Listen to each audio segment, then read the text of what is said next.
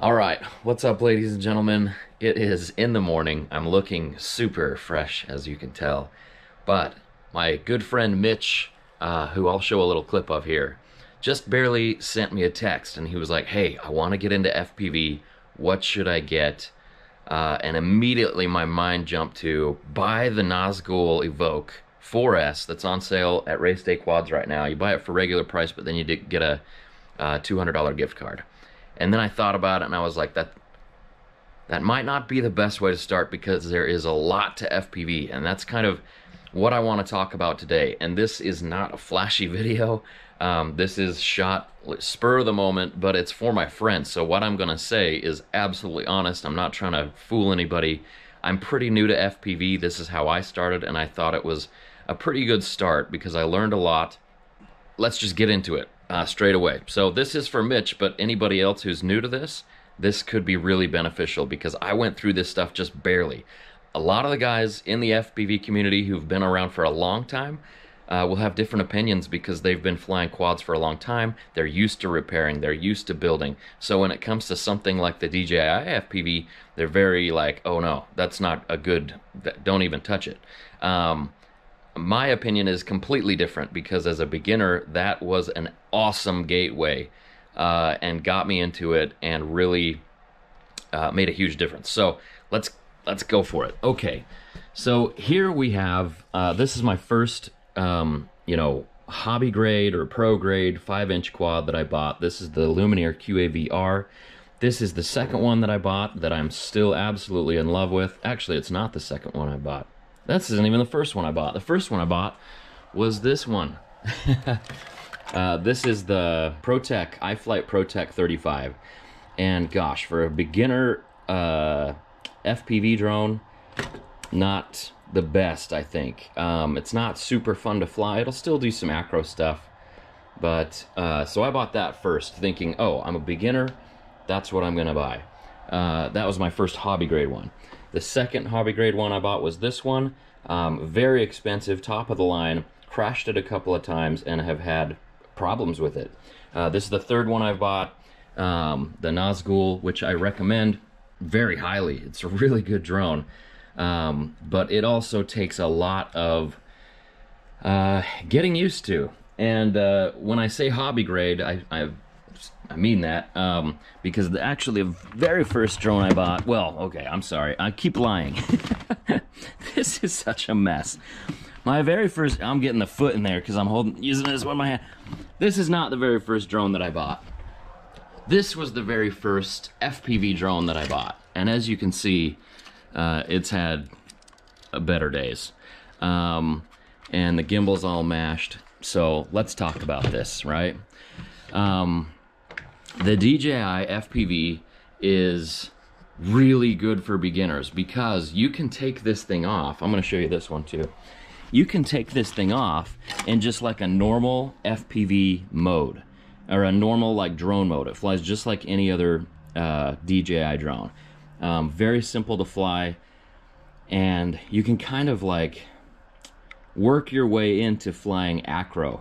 Now here's the thing.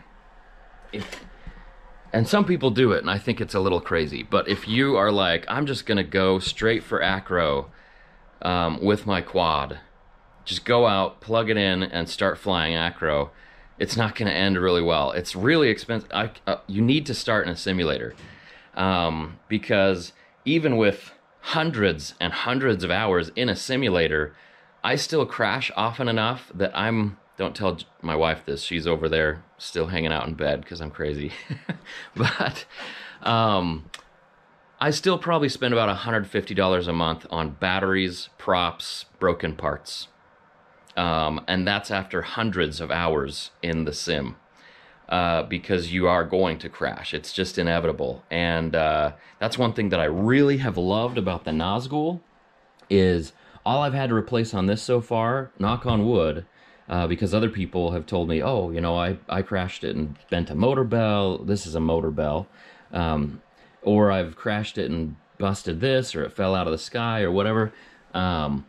So it's not a crapshoot. These are known to be pretty reliable, but I mean, when you crash, you can't just say, oh, it's invincible every time. it could be, you know, you could blow the thing up. It could catch on fire. Anyway, I forgot what I was talking about, honestly. It's still... Darkness simulator. Oh, yes. Yeah, you will spend a lot of money on these. I have gone through so many batteries because, hey, you crash it, you smack up your battery. You notice that I'm using a dive case. Okay, how many dive cases do I have here that I have broken? So many. These are only 10 bucks each on eBay, but they've protected my GoPros most of the time. But I'm a GoPro subscriber, which costs $100 a year, and then also I've sent in both my GoPros for this year, and I've been flying FPV for just a few months. So you break GoPros, and that's another expense that you need to factor in when you are buying an FPV drone. If you want really silky, awesome footage coming out of the drone, you're gonna have to tack on an additional $400 GoPro, or a, you know, a $300 GoPro Hero 9, or a, you know, $250 GoPro Hero 8. And I'm filming right now on a Hero 8 with a smashed back screen and missing front lens. And this is the one I prefer, because if it gets destroyed, it's like, okay, it was already pretty beat up. So stuff gets damaged. And that is the biggest pro of the DJI FPV, but also the biggest con, if that makes sense. Let me show you what's going on. So the DJI FPV usually comes in a bundle, and you get, okay, let me pop this thing open. You get these goggles with it. My goggles are modified with a iFlight, like a patch antenna, and these little stubby antennas on here. But you get these DJI goggles. Oh, quick hack. If you use battery straps, you can hold your battery thing there so it's not dangling off. That's way better. But I just use the RDQ battery straps that they send, so a little hack for you there. So, you know, when you buy the DJI kit, you get the DJI goggles and the remote and the DJI FPV, and it's all set up. You also get one battery. You see here I have the Fly More combo with 3 batteries. These batteries are $150 each, and that's very expensive because, you know, the batteries in here that I'm actually charging right now, we'll get into this in a minute, these batteries are maybe like 30 to 40. But there's a big difference in the batteries and the chargers and everything like that, because we're going to go over some of the true cost of buying these things. But it also comes with the charger, and it's a smart battery, and so there's really like no hassle to it. Okay, what am I talking about now? So the DJI FPV, it's, you know, you're looking at paying $1,300 bucks, but that includes your remote, or your RC, or your radio, and it includes the drone, and it includes the goggles. Now the remote, oh. I should have been more prepared for this. This remote is $300. This is the DJI, you know, FPV remote. It works with a DJI Air Unit or a Caddx Vista, and that's all confusing terms when you're brand new.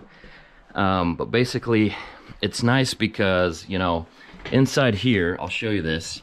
Right here, this little guy is the DJI Air Unit. And that plugs into your flight controller stuff in here. And then this will, at the same time, connect to the RC, or the radio controller, and the goggles. And it works really well. It has super good range. The range on this is, you know, I dare to go out about 2 kilometers. And that's full line of sight. If you end up going behind a rock or something, yay, my battery's done. If you end up going behind a rock or something, or a mountain, or a hill, or even a lot of trees, a drone like this will literally fall out of the sky. They're programmed to fall out of the sky, unless they have a GPS unit on it like this, in which case it'll continue to move at its forward momentum and slowly turn around and try to come back to you. But it's they're bad. GPS on drones like this is bad. Because there could be a rock wall in front of it, and it just mashes right into the rock wall, and that's happened before with this quad. And that was an expensive repair for that quad. This one doesn't have a GPS, because I kind of find them almost useless on quads like this, because The GPS, when it does do a return to home, it doesn't return to home. It just starts flying in the air and coming back towards you until you can get your signal on your RC again. And it could fly into trees, it could fly into a cliff. It's done that twice on this one. It's just not a reliable solution yet. If you're flying full open air, it probably will come back to you and you'll be fine. If you're flying any kind of acro or low to the ground stuff through trees, through buildings, you know, bandos or abandoned buildings, it's gonna be a bad idea to have your GPS active. And to deactivate it, you have to use a program called Betaflight, which is a whole different animal. So let's talk about the real costs. So you got a quad like this, which is about 500 bucks. This was about 600 bucks. Then you got 400 bucks in a GoPro Hero 10, or, you know, 350, 250, whatever dollars for these quads. Also, don't mind the head. That's for a drone thing that I'm doing for Halloween, okay? Don't think I'm some weirdo. It's a Halloween thing, okay? So there's, anyway, but it's okay if you think I'm a weirdo. So, okay, let's add it up. So let's say 500 for the quad, 400 for the thing. We're at 900 for a camera and a quad. And then you add on, you know, let's say one battery. One battery is going to be another 30 bucks. And then you add on a charger, which is usually about 100 bucks or more. And then you add on just like lots of props and things like that. So this starts to get expensive. Also, you add on the goggles, which is another $500, more than $500. And you add on the remote, which is $300. So what does that come out to? I'll do the math later and put it up on the screen because I'm busy talking right now. And math is not my strong suit. So that comes out to some number. That is probably actually less than this, which already comes with a camera that will do 4K 60, and, you know, everything that you need to fly with the different modes. Now, the big, huge difference between the DJI and a quad like this is that the DJI, the flight time is, I've had flight times around 15 minutes in acro. And it's not crazy acro, and acro means like full manual mode. It's not crazy acro, but still 15 minutes is pretty excellent. On a quad like this, with like a 1300 milliamp hour 6S battery, I'll maybe go 6 minutes. And so the flight times on the DJI are going to be a lot better. The range on the DJI is also going to be a lot better. That can go 10 kilometers, and I've tested it. Actually, I can take it a little longer than that, a little further than that, line of sight. And again, well, I'll get to that in a second. So this will go 10 kilometers. This is like getting real fuzzy at about 2 kilometers. So there's that. And that's, you know, it's got a tiny little antenna. But, so there's that. So basically the DJI has a far better range and a far better flight time. And it's far, far easier to fly, to get going, because you can just take it off like a normal DJI drone. Now, let's say you do get like way out over the hills and it's like you're way out there and you lose signal. On this, again, it's going to fall out of the sky. On the DJI, it's going to stop in its tracks. It's going to stop exactly where it stopped. Like, if it's flying at 100 miles an hour, it's going to stop, like, right as soon as it can, which is pretty quick stop. It's going to rise up, and it's going to fly back to you, and if, let's say you turned off all your equipment, it will land right by you. It will come back and land where it took off. These with a GPS, that's not going to happen with this. It'll kind of fly back, try to fly back towards you. This one will just fall out of the sky. And the worst wrecks I've had on both of these quads have been fail-safes, where that basically means it lost signal somehow and has just fallen out of the sky or tried to return home. So, funny enough, the manual flights where I'm getting low and close to motorcycles or flying through buildings and stuff like that, I haven't actually had bad crashes like that. My worst crashes were signal loss. And that literally does not happen on the DJI. It will lose signal, but then it'll stop, rise up, and come back to you. So that's why I think it's a really good beginner option. Now let's talk about the big reason why a lot of, you know, the hardcore RC quadcopter build-it-yourself guys don't like the DJI. First of all, it's kind of like the Apple versus Android debate, or the, you know, it's open systems versus a very closed system. And so that frightens a lot of guys, and a lot of guys who make money in the quad world, they're heavily invested in stuff like this because that's their sponsorships. They make money. DJI doesn't really sponsor anybody. And so of course the guys in, you know, who work for Race Day Quads and get FPV and you know,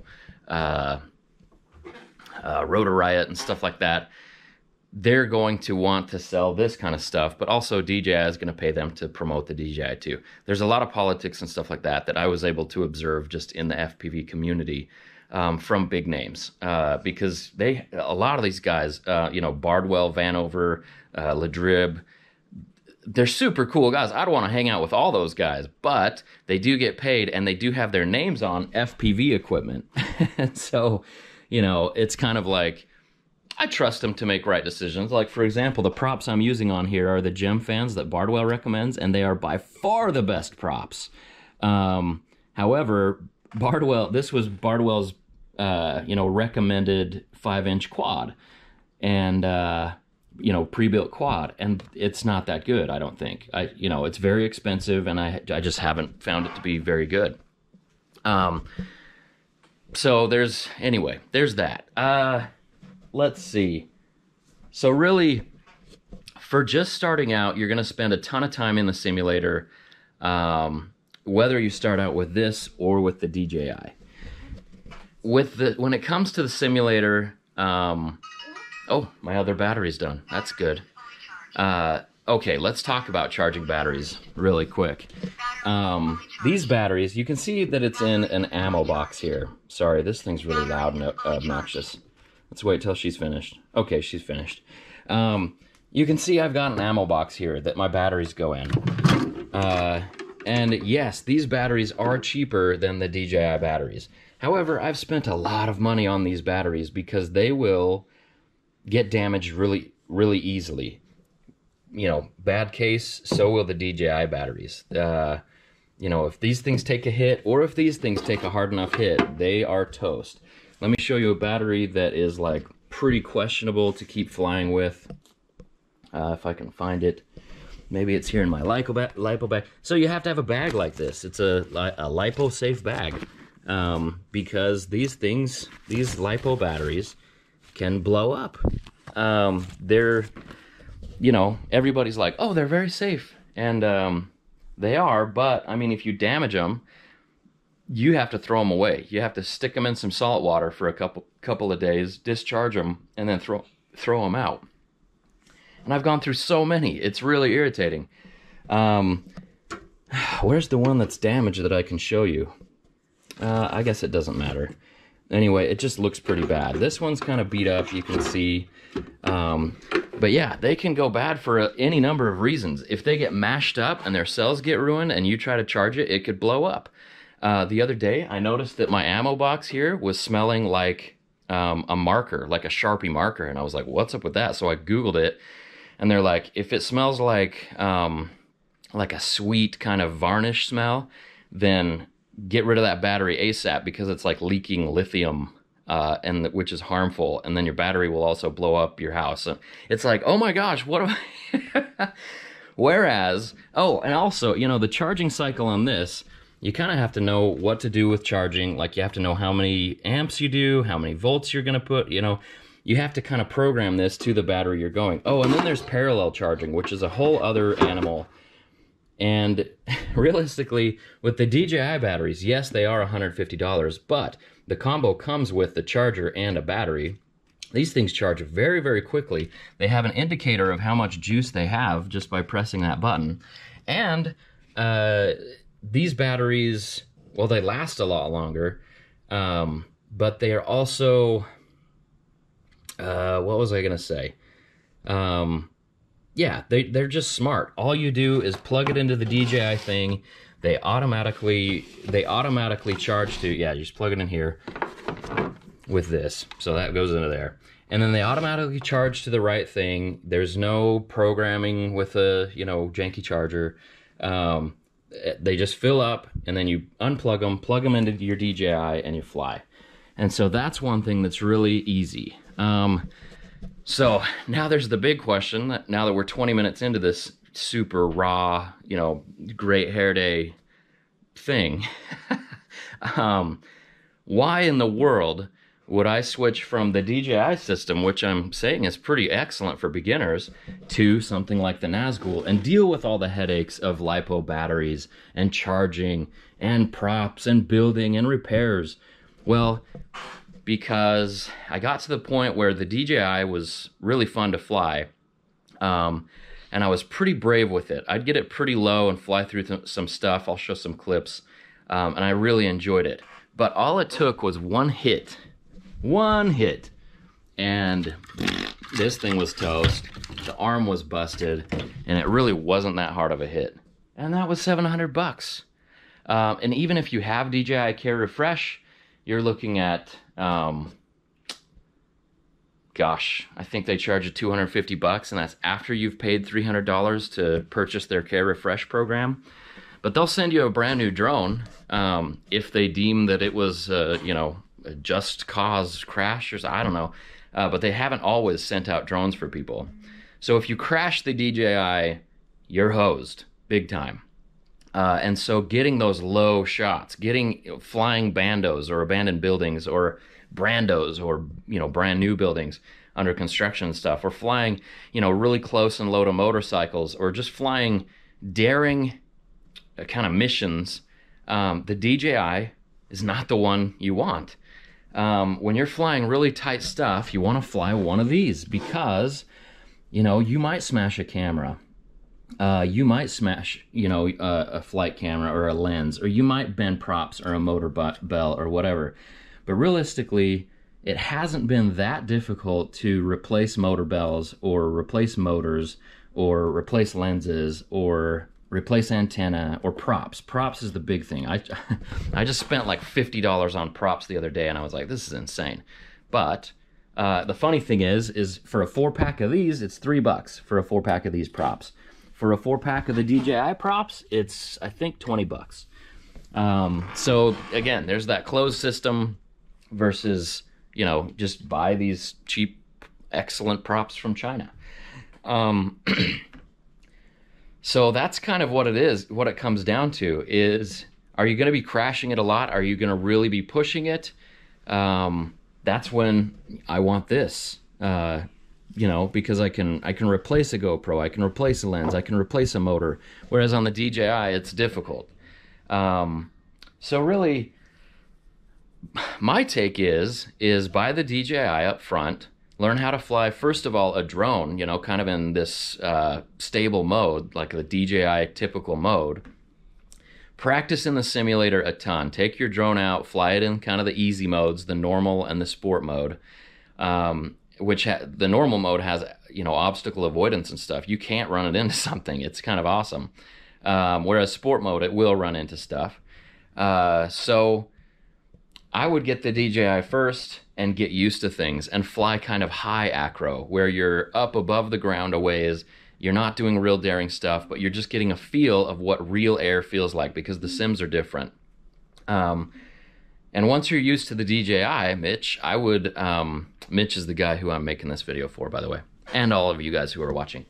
But once you're used to the DJI, then I would switch over to the, you know, the real thing.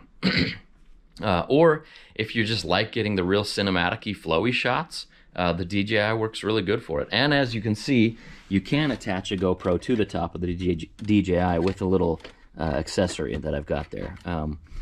So, because I think the GoPro's cameras look a lot better than the DJI camera that's on there. So that's pretty much it. I think I've covered everything. We're looking at like 25 minutes here, but gosh, that was like a full unload of all the reasons, raw, of why I would go with one over the other, and why I've gone with one over the other. So the DJI, I haven't flown it in months. It just sits there because I do a different style of flying now. I get really low, I go through bandos, I do crazy stuff, and I break my quad. I wouldn't be able to afford this hobby if I was still flying the DJI that way. And I still can barely afford it when I fly the Nazgul that way. So that's my take. I would say the DJI is a great place to start and learn while you're practicing a ton in the sims. Don't neglect the simulators, seriously. But yeah, if you're flying high, non-risky missions and you're switching to acro, DJI is awesome. If you're flying risky missions because you're used to acro, you've gotten used to the stuff in the simulator, and you're ready to really start getting risky with a quad, then you switch to a quad like this. And it's not necessarily because this flies so much better than in the DJI or anything like that. When I hook up my 1800 milliamp hour batteries, these big chunky batteries, when I hook these to this quad, it does not fly super, super awesome. And this 1800 milliamp hour, these are 1800 milliamp hour batteries, and these are also quite heavy. I wonder how much they weigh comparatively. They weigh about the same. But really, both quads, the DJI probably flies better with this battery on it than this quad flies with this battery on it. And this is gonna get me about 10 minutes, whereas this is gonna get me about 15 minutes. So anyway, that's a lot of information. So it's like, yeah, now that I'm a little more experienced, I'm full sold on the hobby grade, pro grade, FPV drones. As a beginner though, I really think it's smart to start out with the DJI. So that's my take on it, guys. Yeah, there's a lot to learn about this stuff. It is a whole new world. And when you start diving into Betaflight and Joshua Bardwell, it gets really overwhelming. That's why I just try to keep it super simple and stupid with a pre-built that flies really well out of the box. And then just, it's basically a matter of just charging up batteries, which isn't really that bad. And then going out and flying and then knowing, oh, I probably need to throw this battery away, discharge it and throw it away so it doesn't burn down the dump or something. I don't know. Anyway, guys, Mitch, I hope that's helpful for you, dude. I can't believe I'm running a rally this week and I need to get out there, but I've made a 30-minute video for you, dude. I think you're a pretty cool guy. So anyway, guys, thank you all for watching. If you watch this all the way through, it's long, but I really appreciate it. Hopefully that's information that's absolutely raw. It couldn't get any rawer with bedhead, and in my room is also my office. But anyway, that is the honest opinion from somebody who's been flying about 6 months, who started on the DJI and moved over to this. I love this for where I'm at now. I loved the DJI to start on. That's my take. So thanks again. We'll see ya. Bye.